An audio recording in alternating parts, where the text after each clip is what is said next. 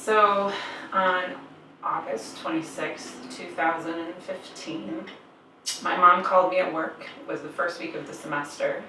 Just normal, seemed like a typical week. It was a Wednesday. And she said, "Beth, I have cancer." And that whole world crashed. And we later found out that she had stage 4 ovarian cancer. Lots of stays in the hospital. I think we calculated at one point that she was in the hospital for over 6 months. But after 15 months, she passed away. And then a whole nother leg of the journey started, trying to figure out, how do I deal with this? You know, my mom was young. She was 63 when she died. My grandparents were all old when they passed. I thought she was going to be here for another 20, 25 years. And grief can't, as much as we knew it was coming, you can never fully prepare for what it does to you. And so it was from that place of grief that I really wrestled a lot with trying to figure out my faith and figure out who God is.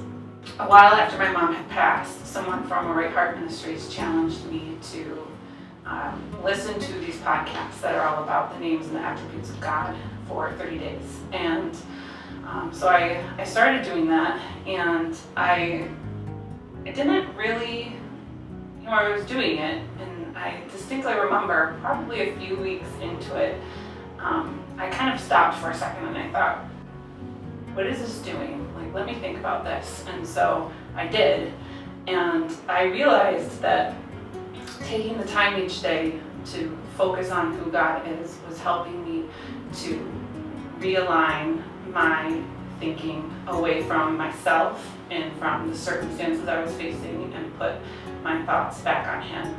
And I realized that's not a natural thing for me. When I'm struggling, the first place I go is to myself, and to try to figure out how to manage my circumstances, and having daily reminders of who God is helped me to get out of that instead of focusing so much on myself and what I wanted or what I needed or what I wanted the Bible to say to me, or how I wanted it to apply to me, I started coming at it with a different posture of, who are you, God, and how can I know you better through your word? And I think that listening to truth spoken sometimes over and over and over again is the only way to get it through to us who God is, and that we are here to know Him. And I think that Right Heart Ministries has really helped me be able to know God better. So I want to challenge you for the next 30 days to download one of the podcasts from Right Heart Ministries and listen, and take the time to really think on who God is.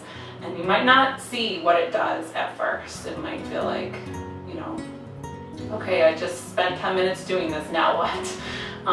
But I would encourage you to watch how that changes over the course of time, and how your thought life changes as a result of taking the time to really think on who God is on a consistent basis.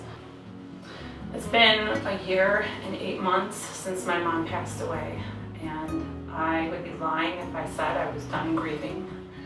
But I know that as I have spent time really thinking about who God is, I have come to know Him as not just some God out there, but as my own personal healer, redeemer of my story. And I've learned through this process that this is how I fight my battles. It is not by trying to figure out the solution to my own struggles and trying to make myself feel better or experience some fake joy that I'm not experiencing in the moment. It is about looking to God despite what is going on around me, and through that gaze upon Him, finding true joy. And that's how you fight it. That's how you fight your battles, is by looking to God and thinking on Him.